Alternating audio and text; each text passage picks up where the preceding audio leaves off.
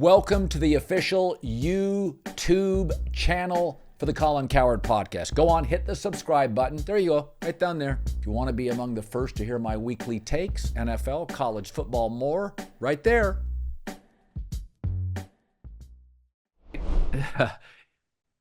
They're all crazy Sundays. They're all crazy Sundays. I have to start Rams-Niners. Los Angeles stole a win.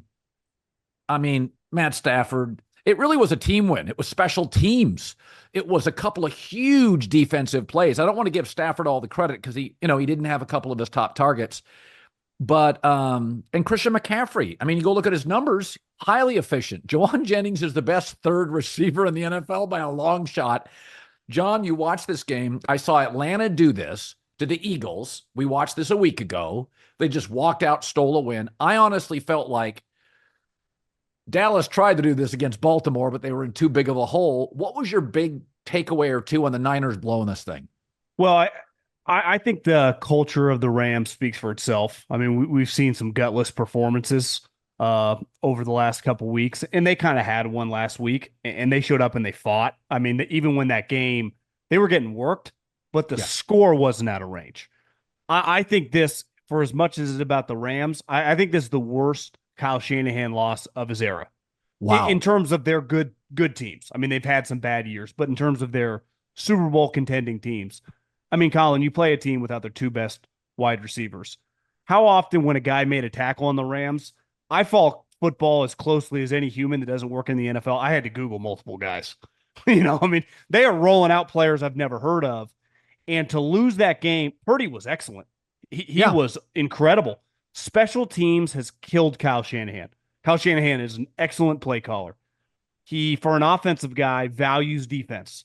So that has never been a concern with their team. He does not care about special teams at all.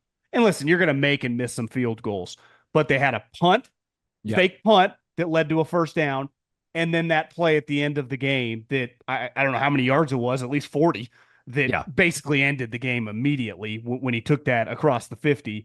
And it has been a thorn in the 49ers side. When you look at Belichick for 20 years in their dynasty, special teams, he takes them seriously. What does Andy Reid do? Hire Dave Toub, the best special teams coordinator. Even look at Sean McVay over the years, have always had good coordinators. The 49ers with special teams, this is not college football. Even if the Niners, you play that game 10 times, are winning it 9 times. Yeah. But because it's the NFL, these scores are never going to be 40-15.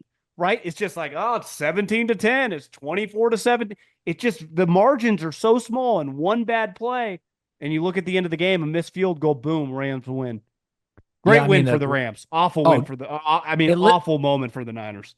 Yeah, it saved the Rams season because if you go 0-3 statistically, you're out of the playoff race. And it's not only a win, it's a win against your rivals. It's a division win. And it's the kind of win it has a domino effect. They had multiple misplaced offensive linemen. I mean, they didn't have their center, one of their guards. They were moving people around. They've been doing that all season. No Puka, no Cooper Kupp. They've always had a bunch of capable wide receivers. Like Tutu Atwell was a second-round pick. He felt like for 2 years he was a bust, but he made a huge, huge catch late. And you know the thing about Stafford? When I watched Matt Stafford play, you have to love football to get how good it is. Like, he's not going to move around. It's just there's an ease of picking up third downs. I'm not sure there's anybody in the league that on a 2nd and 11 with backup receivers could consistently get 13 yards. Matt and I think he's in step with McVay. And you got to give Stafford credit here. He hasn't had his offensive line or his top receivers all year. It's a mess.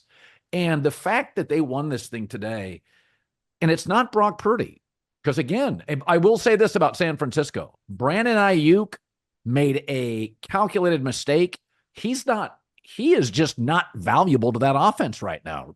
No, he's irrelevant. I mean, Purdy, Juwan Jennings, who has been one of the better third wide receivers in the NFL, was elite today. I mean, he had a career he dominated the game. Right. And Purdy can't play any better. But like you said with Stafford, he is such a physically gifted player, right? His physical gifts I would say parallel like Rodgers, just in terms of how he's a little older now, but how athletic he is, how big his arm was. But the game tying touchdown, what did he do? Changed the play at the line. His hands were up Lane Kiffin style when the guy was 5 yards away from the end zone. So his brain, him and McVay are in sync. Obviously, when you have that many injuries, and the Niners have owned this team. The other thing is the hard part for the Rams when you play the Niners, that's a Niner home game. I mean, it's even Sanchez was saying it's 65, 70% Niners fans. That just what a turn of events. I mean, they were up 7 points late with a chance to make it 10, which would have ended the game. He missed the field goal and the rest is history. But isn't that what makes Sunday so great? You're like, oh, it's kind of sleepy. All of a sudden you look up, you got the Cowboys within striking distance. The Rams are right there.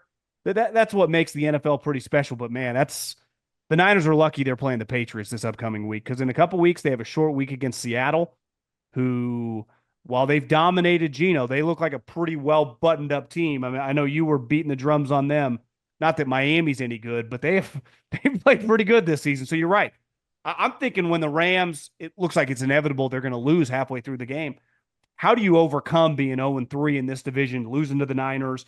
Seattle's off and running. You have so many injuries. It's almost like your season's over before we even get to October. Now you just get a little life. All of a sudden you get one more win. You're 2-2. You're feeling pretty good. I know McVay's had a lot of big wins. I'm not sure outside of the Super Bowl or maybe a big NFC championship. I'm not sure there's a more literally a more gratifying win. And it really was. If you go look at who made the big defensive plays for the Rams today, there were like 6 different guys on a big third down. They just they had corners, rush ends, linebackers. It was the classic team win, special teams, McVay, Stafford, Kyron Williams, the flip into the end zone. So the Rams come back to beat the Niners. Was it 27, one thing on the Niners really quick, Colin? I mean, they're paying a lot of guys a lot of money who are on the sideline. I mean, Kittle's just a guy who gets banged up a lot now. He makes a lot of money for a tight end. Debo makes over $20 million. Love the guy, but he misses games every single season. And they gave Christian McCaffrey a raise this offseason, and he makes $18, $19 million, which relative to other positions isn't crazy, but for a running back, it's the highest. And who knows when he's ever going to play again this season.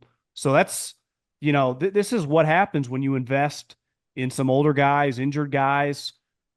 They got lucky they have some guys that can step up, but man, I mean, it's just that they have a lot of valuable assets sitting in street clothes on the sideline next to Kyle, and it caught up with him today. I got to tell you, I think we should do an award every week for Coach of the Week. So Green Bay tags Tennessee 30-14. Crushes them.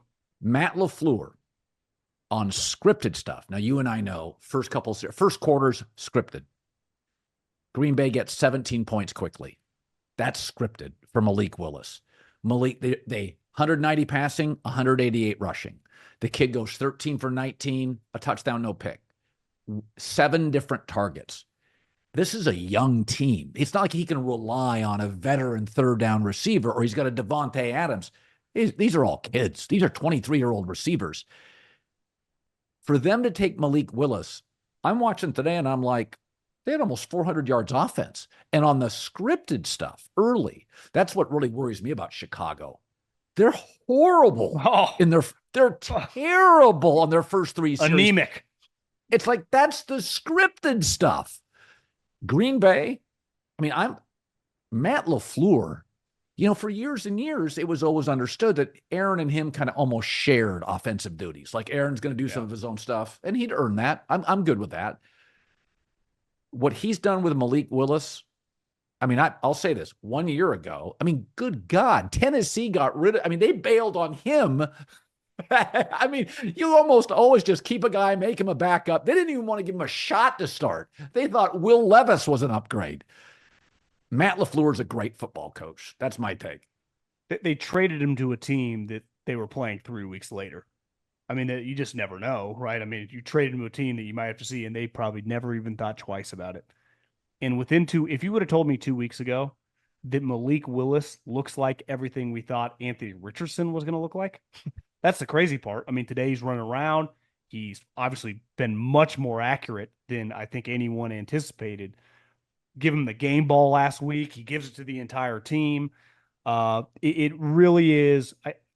People, Mike McDaniel is a media favorite. Like he's got Schrager loves him, and some of the guys Yeah. love him, and I get it. He's a nice guy. Might be the most overrated coach in the NFL. I mean that look he's got is going to wear thin when he goes 5-12. But LaFleur does not get discussed nearly as much. And part of that, like you said, get a little overwhelmed by Aaron Rodgers. Aaron's been gone now for a while. And Yeah. he had Jordan Love through 33 touchdowns. Jordan Love gets hurt on a night game halfway across the world, comes back and wins 2 games with a guy that no other team probably would have traded for. And pretty convincingly. I mean, today Yes. they beat the shit out of him on the road.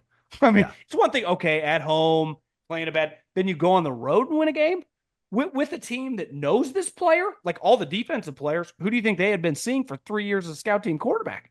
And that thing was, of all the games today, I mean, that thing truly was not close. It was over fast. And I think LaFleur, I don't want to just throw out the elite status because you got to win in the playoffs. And he did last year, though, and easily could have beat the night. Like, I think LaFleur's easily one of the best young coaches. I mean, the way McVay, Kyle, Kevin O'Connell, we got to include LaFleur, and we got to kick Mike out for right now. He hasn't won an important game ever. The other thing is we know this in college, John. It's recruiting and development. Saban did both. Urban Meyer did both, right? There are not a lot of guys in this league that, I mean, Kevin O'Connell is developing a really talented guy who all of us always had a feeling, I think Darnold can actually play if he didn't have a dysfunctional team. Nobody thought Malik Willis could play. Not a soul. I mean, Jordan Love, one of my most trusted general managers was like, I wouldn't draft Jordan Love. He's like, there's just, and this is somebody with a ring. I'm watching Malik Willis and this transformation. This guy is one of the best developers of talent. By the way, that's why this Green Bay story is so much fun, because the whole team's 24 years old on offense. Well, how did Andy Reid become a legend before he ever won a Super Bowl? Because he could coach that position. And no matter when McNabb would get hurt, he could play with anybody, and they would still make the playoffs. He could take a washed-up Jeff Garcia. He could take a Jay Feely. He could take Mike Vick from prison. I mean, he could do anything. When you can coach that position, it's my conversation with Brian Flores. If he was an offensive coach right now, we'd be talking about him like one of the best offensive coordinators we've ever seen. But he coaches defense. But even then, his defense has been so good, you're like, it's like, can he deal with the quarterback? Like, he doesn't even seem to like those humans, right? It's like he doesn't even. If I'm an owner, how does my head coach handle that guy? Say what you want about Tomlin, like he can just massage that position. He's not coaching them on their fundamentals on a daily basis, but he can handle that. Situation's weird. He's handled it seamlessly because that's Mike Tomlin's go-to strength. LaFleur clearly is pretty level-headed guy, but can coach that position. Took Jordan Love, like you said, that your GM wasn't alone. A lot of people wouldn't have drafted him. Definitely By the way, the first round. Jordan Love, the first year he started, was awful his first 5 weeks. He was the best quarterback in the league by week 14. The other thing it does is it allows you to do something like they just did. They traded nothing for a backup quarterback who makes no money, and you can win games when you're a $50 million quarterback. Why rush Jordan Love back this week? I don't know who they're playing. It doesn't matter. You can take another deep. You're not in a rush. What happens when you get in positions when your backup quarterback's you kind of force that guy, and it has a snowball effect. He re-injures his knee. If I am giving Jordan Love zero rush, Malik Willis for sure is getting another start. If Jordan Love says I'm not 99%, what the hell is the rush? I mean, you just play like this. It actually gives your team a different pitch, forces other guys. Let this guy come back fully healthy. If they're able to make the playoffs, which they sure look like one now, and have Jordan Love miss a month, what an incredible accomplishment. I mean, seriously, that is awesome. Yeah, it is. The no ownership doesn't hurt him because Mark Murphy keeps getting the offensive position and the quarterback right. Shit, they got Favre right, they got Rodgers right, they got Jordan Love right, and Malik Willis looks like the steal, the in-league steal of any acquisition. I mean, it's the most important position. They give up nothing for him. It is one of the great heists.